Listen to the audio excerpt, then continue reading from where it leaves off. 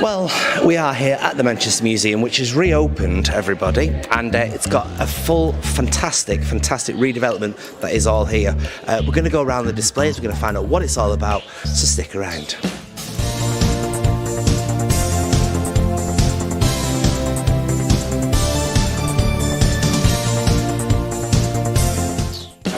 Well, I've just been given my notes for where we're about to go to. Now, this is called the Exhibition Hall, and it's home to the ambitious shows that explore past, present and future and engage with global and local narratives. What I like most about this is it's an opening of an exhibition called the Golden Mummies of Egypt, and it's going to offer unparalleled access to the museum's world-class Egypt and Sudan collection. But what I really like is it says it's challenging Victorian narratives of ancient Egypt. Now, I'm intrigued to find out exactly what that means. So let's bob on in, everybody. Let's bob on in. Well, all looks good so far. The Golden Mummies of Egypt. I've been to Egypt. It normally costs a fortune to see anything in Egypt. It's freaky. Let's have a look at some of these things. Well, there's a bust. Now, this is the mummy of a man called Artemiderius. I always find these things ever so slightly freaky because a mummy is obviously a capsule for a dead person. It's basically an old coffin, which to me would suggest that there is still something mummified within this very area. I've been transported back in time, everybody.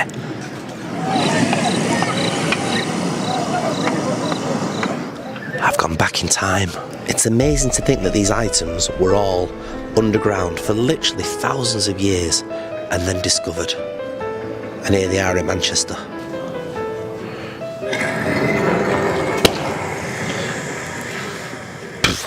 You'd gone through that then. This is another woman. She's unnamed. She didn't get a name on there. Mummy mask for a man. Mummy mask. I wonder what the word mummy means. Mummy mask. They've done this very cleverly because obviously it's quite an edgy thing to be covering, and they've covered it perfectly by having the right sound, the right light. You need to get down and witness this, Flowers. You do. Is that a body? Is that a body in there?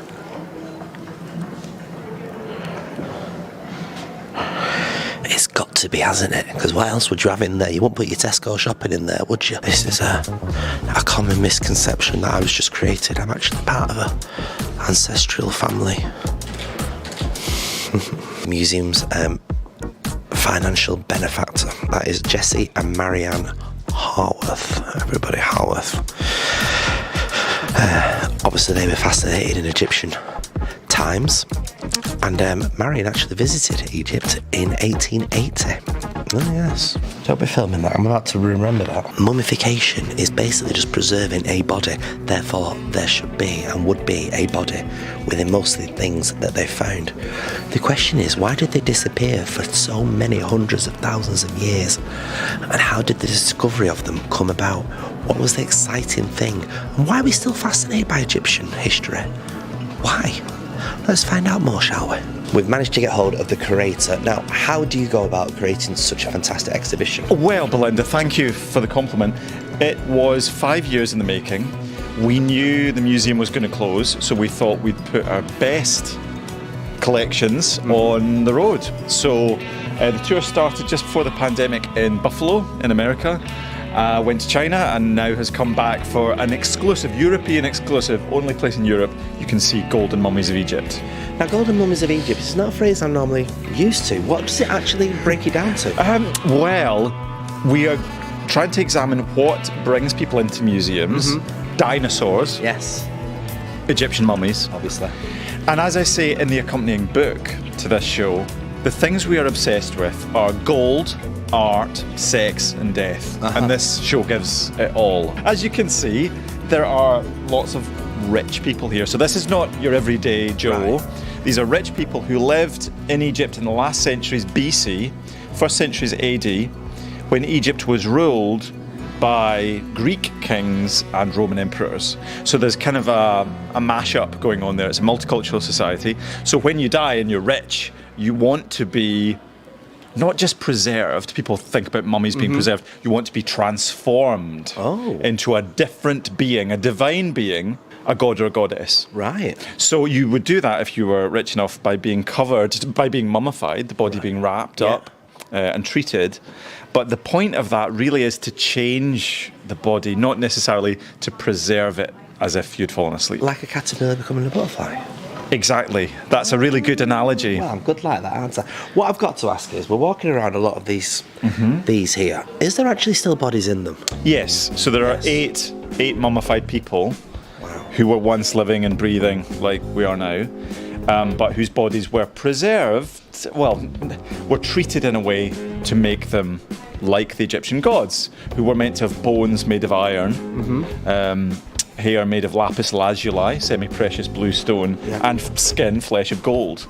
So if you want to live forever, if you want to exist forever, you want to be like a god who's immortal. So as close an image as you can get to a god, that's what you aim for. So none of the people here in the masks or the portraits or any of the faces, there's lots of faces in this exhibition, looked like that when they were alive. Those are kind of generic, divine, perfect images.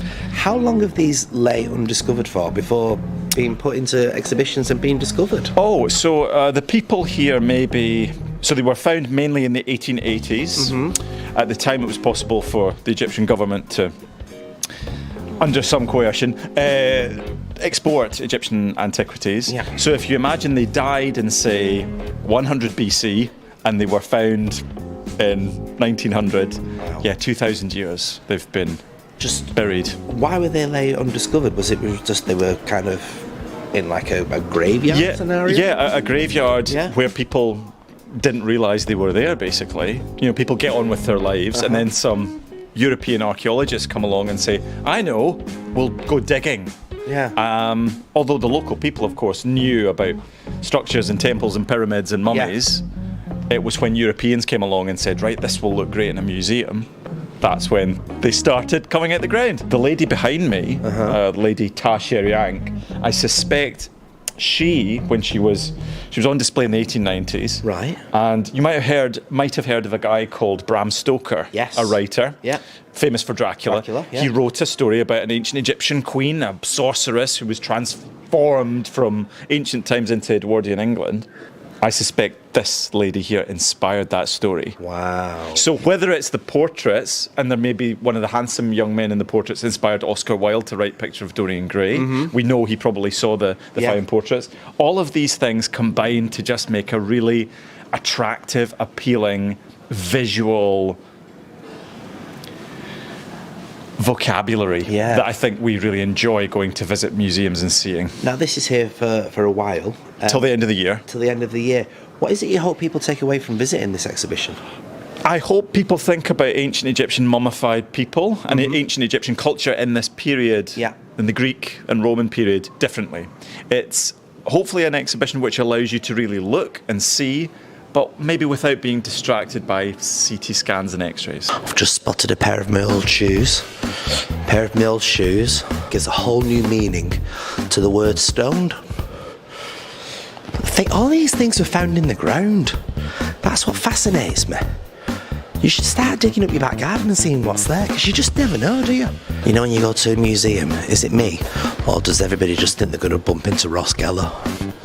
Things like that fascinate me. Yeah, more mummies. More. Stop! These are a bit different, aren't they? How have they lasted so long? I mean, how do you go about when you're digging these things up, deciding whether it's worthwhile or whether it's tat? It's a word I've not used since Christmas. How? Somebody have to tell me how they decided that this is worth exhibiting. There must be stories behind everything, and what they find in certain areas is an awful lot of jokes.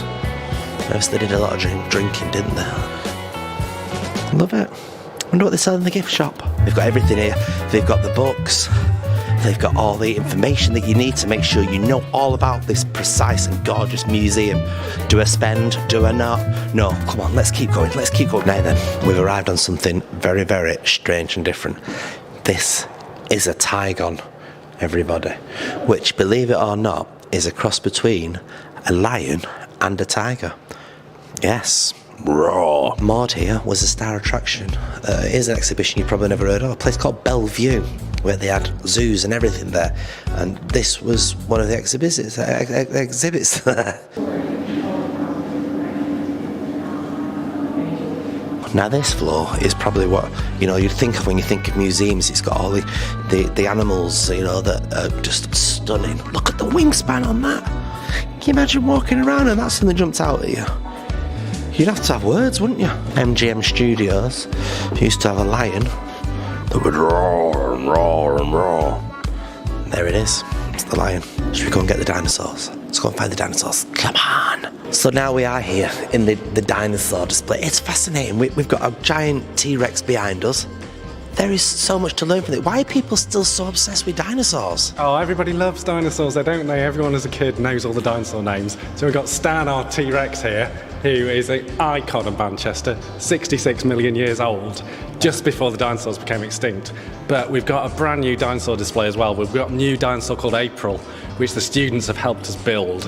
We're doing computer modelling and loads of research, so it's fantastic that we've got their real input that's transformed how we put the displays together and makes us really different as a university museum. We've got such cool dinosaur fossils on display, things like dinosaur eggs, dinosaur footprints, British dinosaurs, and we've got a really beautiful feathered dinosaur model as well. Feathered dinosaur? Yeah, it's really weird, isn't it? Because everybody thinks dinosaurs became extinct. Yeah. But one branch of the dinosaur family tree evolved into birds. And then some of those birds survived the mass extinction and evolved into all the birds we see today. So you could argue that the birds that you see out in your back garden are direct relatives of dinosaurs, which is really cool, isn't it? Wow. Now, how does somebody go about finding these bits to end up with something as complete as Stan over there? Really good question, and a brilliant example is just by us. So this is an animal called a plesiosaur. So these are the ones that look like Loch Ness Monster. Right. But this was found at Robin Hood's Bay in North Yorkshire. Students were just walking along the beach on a University of Manchester field trip. They found the tip of the head, thought it was a little boring fossil, but they eventually went back and dug more out, and it's one of the best preserved ones in the world, which is just the coolest thing when you find your own. And the more and more things we're discovering, the more detailed and understanding we have of what was happening hundreds of millions of years ago. Now, how long has Stan been stood in that position for then? So we've had him since 2006. Right. Yeah, so it's a really accurate copy of the original. So if we had the original, it would basically fall over because it'd be way too heavy. Right. So it means we can have it in a really dynamic running pose. Researchers here at the University of Manchester have looked at how fast it would have run by looking at real scans of our copy of the original here. And how fast would it have run? They reckon faster than David Beckham was what they found out. Right. So I don't know how many miles an hour that is, but pretty fast. You wouldn't have been able to outrun it if it was chasing you, basically. Wow. I mean, where's this feather? I'm interested in the feather. Does he have to show? Come down here. Let's go and have a look. So it's the coolest thing because, don't know if you've seen Jurassic Park. Yes. There's a famous dinosaur called Velociraptor on Jurassic Park, which is about 2 or 3 meters tall. But actually, this is what Velociraptor would have looked like. Well, it's a great colour.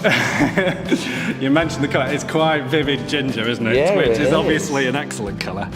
But the reason why it's ginger is the model maker was really struggling to buy feathers off the internet. Oh, so right. we managed to find cockerel feathers for sale, so that's why it's ginger. But who knows? We don't know what colour they would have been. Could have easily been ginger. So you talk about Jurassic Park. How close is that to what you guys have discovered by your research here? Yeah, really good question. So some of the dinosaurs were brilliant representations, so things like T-Rex, Velociraptor wasn't quite right, but some of the others were really good. But unfortunately, the kind of story of bringing them back from the dead, if you like, obviously not true, unfortunately, for lots of different reasons. So they got DNA from amber, but Yes. you just don't get DNA preserved in amber at all. Okay. And even if you did, we don't get amber with those kind of insects in from the time of the dinosaurs, really. So it's just impossible, unfortunately. But it's a brilliant story, and I love how it gets people excited about Well, it stuff. has. It's reinvigorated everybody's interest in dinosaurs, didn't it? Yeah, absolutely. Well, why are you so interested in dinosaurs then? I think I think there's lots of different things. So if you discover it yourself, you're touching something that nobody else in the world has touched for millions and millions of years, which is the most amazing thing. But I think what I really love is it gets people excited about the world around them, and gets people excited about the past, what stories we can tell, and loads of people just really inspired to get a career out of it and do brilliant things in museums and universities and all sorts. So I think there's so many really exciting things that come from one little fossil, for example. And wannabe paleontologists, would they likely to find anything within Manchester? Yeah, there's some really good fossils in Manchester, particularly there's a really long heritage of coal mining around Manchester, for example, so you can find some fabulous fossil plants, so things like ferns, some of the really big reptiles about the size of a crocodile were walking around 300 million years ago, all around Manchester. We don't really get dinosaurs, but we get lots of other cool fossils as well. Amazing, isn't it? Fossils, the history of life, literally, isn't it? Yeah, absolutely. Yeah. It's amazing. Thank you very much. Well, how absolutely fascinating. I reckon I could have spent at least 2 or 3 more hours in this beautiful museum looking at all the beautiful exhibits. It's really worth coming down and checking out, and I implore you all to do so. It's got brand new things as well, but what they've managed to do is reclaim some of the old stuff that they had from previous visits to the beautiful museum. Come and check it out. Till Wednesday, take care. See you all soon, only on Your Manchester.